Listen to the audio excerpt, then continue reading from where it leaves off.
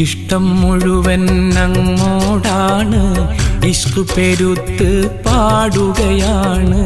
കാണണമെന്ന് കൽബിലെ മോഹം ഒരുപാടാണ്.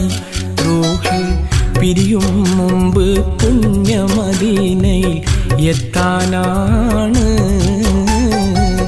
ഇഷ്ടം മുഴുവൻ അങ്ങോടാണ്, ഇഷ്കു പെരുത്ത് പാടുകയാണ്. കാണണമെന്ന് കൽബിലെ മോഹം ഒരുപാടാണ്.